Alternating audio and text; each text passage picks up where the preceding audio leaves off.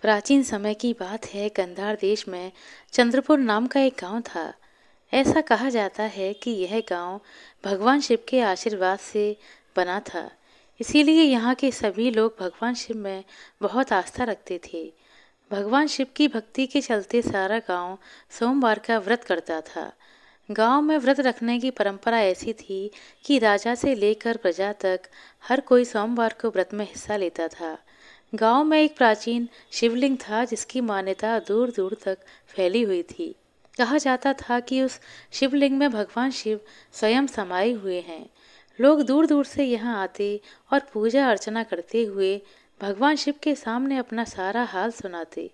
उसके बाद पंडित जी से प्रसाद लेते और खुशी खुशी अपने घर रवाना हो जाते।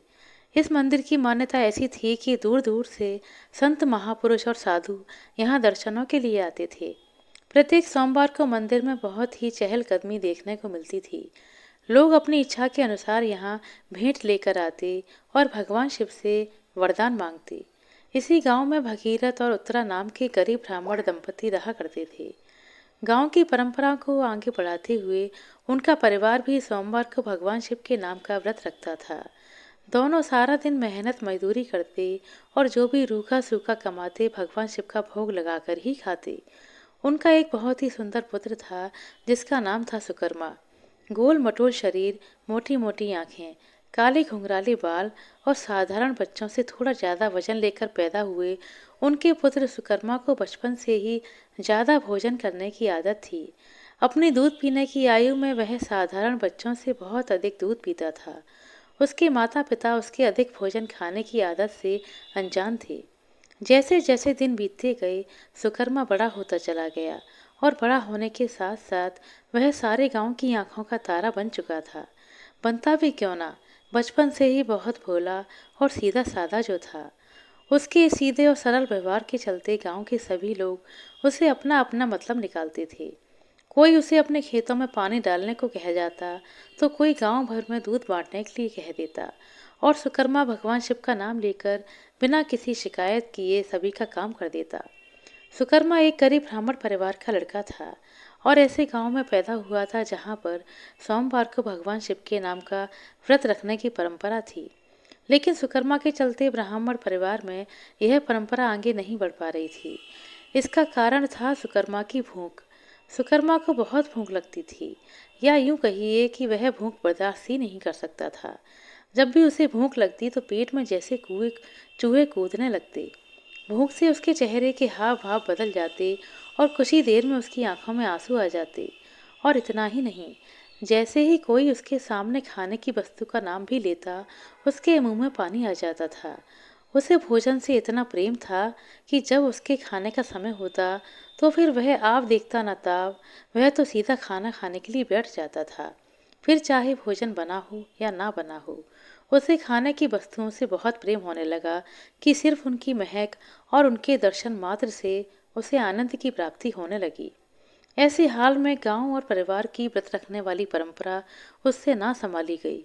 उसके माता पिता ने कई बार उसे समझाया कि भगवान शिव जी का व्रत रखना उनके घर की ही नहीं बल्कि सारे गांव की सदियों पुरानी परंपरा है। माँ ने कहा, बेटा हम सभी बहुत भाग्यशाली हैं कि भगवान शिव ने हमें इस गांव में जन्म दिया। इस भूमि पर स्वयं भगवान शिव पधारे थे और यहाँ के महाराज को वरदान दिया था कि जब तक वह मंदिर के पावन शिवलिंग की सेवा करते रहेंगे उनका यह गांव हमेशा सुखी और समृद्ध रहेगा। तभी से राजा के साथ सारी प्रजा भी भगवान शिव जी का आशीर्वाद पाने के लिए सोमवार के दिन उनके लिए उपवास करती थी।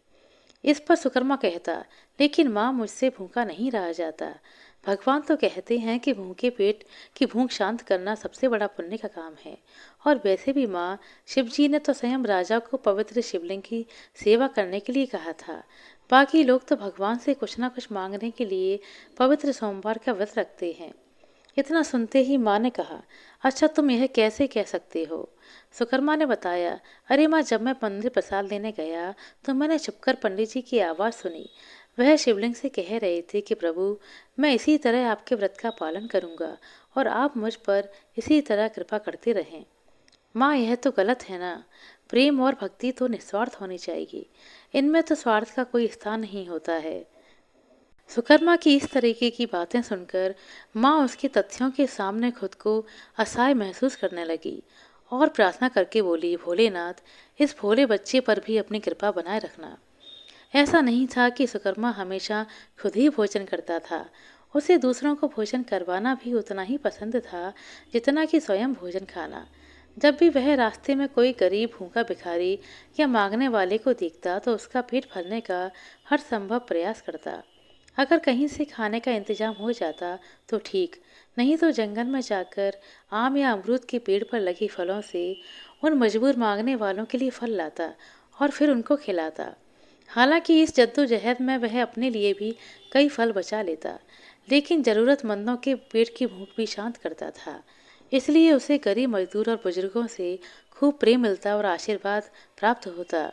वह थोड़ा और बड़ा हुआ तो उसके माता पिता को समझते देर न लगी कि उनका पुत्र सुकर्मा बिल्कुल भी भूखा नहीं रह सकता।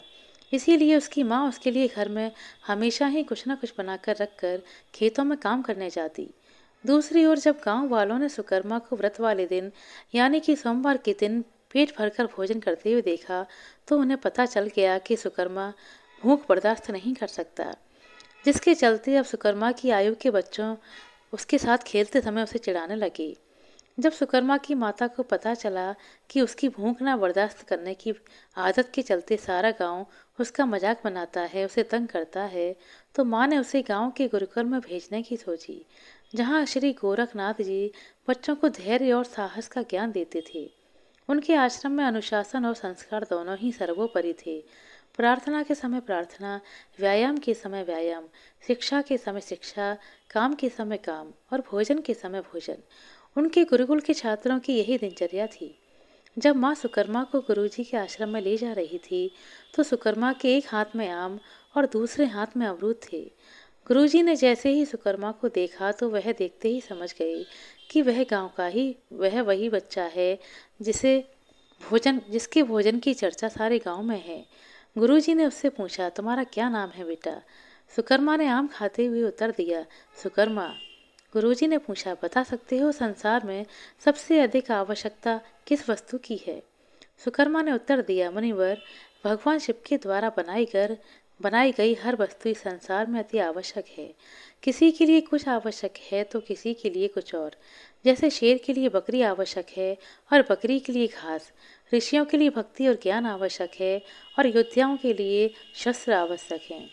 आपके लिए नवीन ज्ञान अर्जित करना आवश्यक है और मेरे लिए यह आम और अमरूद आवश्यक है। सुकर्मा की बातें सुनकर गुरुजी मुस्कुरा उठे और हंसते हुए कहने लगे, इस संसार में उससे भी अधिक है सरल होना। जो सरल होता है उसे कोई भी समझ सकता है और जो कठिन होता है उसे समझना बहुत मुश्किल होता है। अरे हाँ, यह तो मैंने सोचा ही नहीं कि आम और अमरूद सरल हैं, इसीलिए उन्हें पेड़ों से तोड़ना भी सरल है। लेकिन खजूर खजूर सरल नहीं है, इसीलिए उसे खाना भी कठिन है। यह बातें सुनकर गुरुजी फिर से हंसने लगे। इसके बाद सुकर्मा की माँ उसे गुरुजी के आश्रम में छोड़कर चली गई। वह मन ही मन भगवान शिव से प्रार्थना कर रही थी कि हे भोलेनाथ, मेरे भोले भाले सुकर्मा पर कृपा रखना। कुछ दिन गुजरे और सुकर्मा की शिक्षा आरंभ हुई। इस नई दिनचर्या के हिसाब में खुद को ढालने के लिए सुकर्मा को थोड़े दिन तो बहुत परेशानी हुई, लेकिन बाद में उसे आदत पड़ गई। वह गुरुजी के सिखाए हुए सभी श्लोक याद रखता, हर आज्ञा का पालन भी करता, समय पर उठता, पूजा पाठ करता, शस्त्र और शास्त्र का ज्ञान भी लेता और फिर जी भर के भोजन करता। वह बहुत खुश था क्योंकि यहाँ कोई नहीं था जो भोजन के लिए उसे खाने से मना करता। समय गुजरा और सोमवार के व्रत का दिन आया। आज सुकर्मा सुबह से ही घबराया हुआ था। वह सोच रहा था कि व्रत कैसे रखेगा। सो उसने गुरुजी को पहले ही अपनी कमजोरी बता दी। उसने कहा, गुरुजी, मुझे क्षमा करें, लेकिन मैं व्रत नहीं रख सकता क्योंकि मुझसे भूखा नहीं रहा जाता।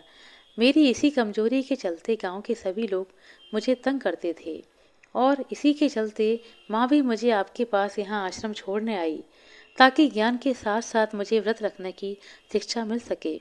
लेकिन गुरुजी, मैं भोजन के बिना नहीं रह सकता। गुरुजी मुस्कुराकर बोले, पुत्र, बस इतनी सी बात? यह तो महादेव की इच्छा पर निर्भर करता है कि कौन कौन व्रत रखेगा और कौन नहीं। यदि तुम व्रत नहीं रख सकते तो कोई बात नहीं, तुम भरपेट भोजन खाओ और अपना कार्य समय पर कर दो। लेकिन गुरुजी कहते कहते रुक गए। लेकिन क्या गुरुजी? सुकर्मा ने विनम्रता से पूछा। लेकिन आज तो आश्रम में साथ साथ सभी विद्यार्थियों का व्रत है, इसीलिए आश्रम में आज भोजन नहीं बनेगा। अगर तुम्हें भोजन खाना है तो तुम्हें अपने लिए भोजन स्वयं तैयार करना पड़ेगा, और वो भी नदी के पार जाकर। तुम यहाँ से राशन आदि ले जाना और नदी के पार भोजन बनाकर जी भरकर भोजन खा लेना। और हाँ, एक खास बात का ध्यान रखना कि भोजन करने से पहले महादेव को भोग अवश्य लगा देना, गुरुजी ने उसे समझाते हुए कहा। सुकर्मा गुरुजी की बातें सुनकर बहुत खुश हुआ और आश्रम के नियम के अनुसार ही कार्य करने में लग गया। क्योंकि आज सभी का व्रत था, इसीलिए आश्रम में भोजन नहीं बना था, जिसके चलते सुकर्मा को सारा दिन भूखा रहकर ही गुजारना पड़ा। लेकिन उसके दिल में इस बात की ज़्यादा खुशी थी कि उसे शाम को ढेर सारा भोजन खाने को मिलेगा। सो जैसे तैसे उसने सारा दिन गुजारा, और जैसे ही सूर्योदय अस्त होने लगे, समुद्र के गर्म में धारण होने लगे, सुकर्मा ने गुरुजी की आज्ञा ली और खाने की सामग्री बर्तन आदि लेकर नदी पार करने के लिए कश्ती में सवार हो गया। मन में खाने की चाह के चलते उसने कब नदी पार कर ली उसे पता ही नहीं चला। जंगल पहुंचते ही उसने सारी सामग्री और बर्तनों को कश्ती से उतारा और कश्ती को एक किनारे पर लगे पेड़ से बांध दिया। फिर उसने यहाँ वहाँ से पहले पत्थर इकट्ठे किए, धीरे धीरे चूल्हा तैयार किया और सूखे पत्तों की मदद से चूल्हे में आग जलाई। उसके बाद मीठी मीठी आग की आंच पर खाना तैयार होने लगा। उसका मन बहुत प्रसन्न था, क्योंकि उसने अपने लिए ढेर सारा भोजन बनाया था। अकेले सुकर्मा ने अपने लिए 2 लोगों का खाना तैयार किया था। जैसे ही खाना तैयार हुआ, सुकर्मा के मुंह में पानी भर आया। खाने की ताजी ताजी महक ने उसके अंतर्मन के तार तक छेड़ दिए। उसने नदी में से एक मटके में जल भर लिया और गर्मा गर्म भोजन थाली में परोस लिया। जैसे ही उसने भोजन खाने के लिए हाथ आगे बढ़ाया, उसे गुरुजी की कही बात याद आ गई कि खाने से पहले भगवान शिव को भोग अवश्य लगा देना। सुकर्मा ने सोचा, पहले भगवान शिव को भोग लगा देता हूँ, फिर मजे से भोजन का आनंद लूंगा। उसने भगवान शिव से प्रार्थना करते हुए कहा, प्रभु आइए और भोजन का भोग लगाइए। उसने दूसरी बार फिर यही प्रार्थना की। तीसरी बार जैसे ही उसने भगवान शिव को पुकारा, भगवान शिव माता पार्वती के साथ उसके सामने प्रकट हो गए। सुकर्मा ने भगवान शिव और माँ पार्वती को प्रणाम किया और मन ही मन भगवान से कहने लगा, प्रभु यह क्या, मैंने तो केवल आपको निमंत्रण दिया था, लेकिन आप तो माँ पार्वती को लेकर आ गए। यदि आपको उन्हें लेकर आना ही था तो पहले ही बता देते। जहाँ मैंने आपके लिए भोजन तैयार किया, मैं उनके लिए भी बना देता। मन ही मन इतनी बात कहने के बाद सुकर्मा ने सोचा, अगर वह केवल महादेव को भोजन देगा और माँ पार्वती को नहीं देगा तो अच्छा नहीं लगेगा। तो इसलिए उसने अपने हिस्से का भोजन मिलाकर माँ पार्वती और महादेव जी को भोजन करवा दिया। भक्त के हाथों भोजन ग्रहण करके भगवान बहुत प्रसन्न हुए। लेकिन उस रात सुकर्मा को बिना भोजन किए ही रात गुजारनी पड़ी। सुबह जैसे ही वह आश्रम पहुंचा तो गुस्से की मारे किसी से कुछ नहीं बोला। धीरे धीरे दिन बीतते चले गए और अगले सप्ताह फिर सोमवार आया और गुरुजी ने उसे नदी पार करके अपना भोजन स्वयं पकाकर खाने की सलाह दी। सुकर्मा पिछले सप्ताह का पूरा हाल जानता था कि किस तरह उसे भूखा ही सोना पड़ा था। इसीलिए जैसे ही उसे गुरुजी ने कहा कि भोजन करने से पहले महादेव का भोग लगाना मत भूलना, तो उसने तुरंत गुरुजी से कहा, महाराज इस बार थोड़ी और अधिक भोजन सामग्री दे दीजिए। पिछली बार भोजन खाने से पहले मैंने भगवान शिव को भोजन के लिए कहा था, लेकिन वह अपने साथ माँ पार्वती को लेकर आ गई। उन्हें भोजन खिलाने के चलते मुझे भूखा ही सोना पड़ा। गुरुजी को लगा कि इस नादान को अधिक भोजन करने की आदत है। शायद अधिक भोजन सामग्री मांगने में इसे संकोच हो रहा हो, इसीलिए भगवान के नाम पर मांग रहा है। गुरुजी मुस्कुराए और उसे इस बार से पहली बार से ज्यादा सामग्री दे दी। सुकर्मा ने फिर भोजन सामग्री और बर्तनों को उठाया और नदी पार करने के लिए कश्ती में सवार हो गया। सुबह का भूखा सुकर्मा इस बार नई उम्मीद से भोजन पकाने में लगा था। वह मन ही मन सोच रहा था कि इस बार अपने साथ साथ भगवान शिव और माँ पार्वती के लिए भोजन तैयार करूंगा और उनके साथ मिलकर भोजन खाऊंगा। धीरे धीरे मीठी मीठी आंच पर भोजन तैयार हुआ। इस बार उसने पहले से ही 3 थालियां सजाकर रखीं और खाने से पहले भगवान शिव और माँ पार्वती जी से प्रार्थना की, हे प्रभु जी आइए और भोग लगाइए। उसने जैसे ही प्रार्थना की, भगवान शिव प्रकट हुए। लेकिन यह क्या, इस बार भी भगवान शिव को देखकर सुकर्मा उदास हो गया, क्योंकि भगवान शिव इस बार माँ पार्वती के साथ साथ अपने पुत्र भगवान गणेश जी को साथ लेकर आए थे। उसने मन ही मन सोचा कि वह भगवान शिव को इस बार शिकायत कर ही देगा कि प्रभु आपको आने से पहले सूचना कर देनी चाहिए कि कितने लोगों का भोजन पकाना है। फिर उसने सोचा कोई बात नहीं, और अपने हिस्से का भोजन इस बार भगवान गणेश को अर्पित कर दिया। इस तरह शिव परिवार को भोजन करवाते हुए उसे सोमवार भी भूखे पेट ही सोना पड़ा। अगले दिन वह फिर आश्रम में आया और दिनचर्या के हिसाब से अपने कार्य में जुट गया। समय गुजरा, फिर सोमवार आ गया। गुरुजी ने फिर उसे नदी पार जाकर भोजन पकाने और खाने के लिए कहा। साथ ही गुरुजी ने कह दिया कि भगवान को भोग लगाकर ही खाना है। सुकर्मा जानता था कि किस तरह से उसे पिछली 2 बार भूखा सोना पड़ा था। अब उसने गुरुजी से कहा कि महाराज, इस बार आप मुझे राशन की पूरी बोरी ही दे दीजिए। पिछली बार माँ पार्वती जी के साथ साथ गणेश जी भी आ गए थे और मुझे भूखा ही सोना पड़ा था। इस बार गुरुजी को संदेह हुआ कि कहीं सुकर्मा भगवान के नाम पर आश्रम का भोजन बेच तो नहीं रहा। इस संदेह को पूरी तरह जानने के लिए गुरुजी ने सुकर्मा को राशन की बोरी थमाते हुए उसका पीछा करना शुरू कर दिया। सुकर्मा ने राशन और बर्तन कश्ती में रखे और नदी पार करके सारा राशन एक ओर इकट्ठा किया। उसके बाद उसने कश्ती को पेड़ से बांध दिया। इस बार सुकर्मा ने अपना दिमाग चलाया और भोजन तैयार करने से पहले ही भगवान शिव का स्मरण करके उन्हें बुला लिया। जैसे ही भगवान शिव और माँ पार्वती प्रकट हुए, सुकर्मा बहुत खुश हुआ और वे सुकर्मा को देखकर हैरान रह गए। सुकर्मा खुश हुआ क्योंकि वह जानता था कि हर बार की तरह प्रभु के साथ इस बार भी कोई ना कोई अवश्य ही आएगा। और इस बार प्रभु माँ पार्वती, भगवान गणेश, भगवान कार्तिकेय, भक्त नंदी और आदि शिवगणों के साथ आए थे। दूसरी तरफ भगवान शिव ने सुकर्मा से पूछा, क्यों पुत्र, इस बार तुमने बिना भोजन तैयार किए ही बुला लिया? जैसे ही भगवान शिव ने सुकर्मा से यह प्रश्न पूछा, सुकर्मा ने बड़े ही भोलेपन से उत्तर दिया, प्रभु, मैं आपको जब भी भोजन करने के लिए बुलाता हूँ, आप अपने साथ साथ किसी न किसी को लेकर आते हैं, जिसकी वजह से मुझे समझ में नहीं आता कि भोजन कितने लोगों के लिए तैयार करना है। इस वजह से मुझे हर बार भूखा ही सोना पड़ता है। इसीलिए आज मैंने आपको पहले ही बुला लिया, ताकि आप स्वयं अपने लिए भोजन तैयार करें, खुद भी खाएं और मुझे भी खिला दें। सुकर्मा की बातें सुनकर भगवान शिव मुस्कुराए और सभी से भोजन पकाने के लिए कह दिया। कुछ गढ़ नदी से पानी लाने चले गए और माँ पार्वती जी भोजन पकाने में व्यस्त हो गईं। भगवान गणेश और शिव जी सब्जी काटने लगे। नंदी महाराज बाकी सभी का हाथ बटाने में लग गए। सुकर्मा बहुत खुश हो रहा था।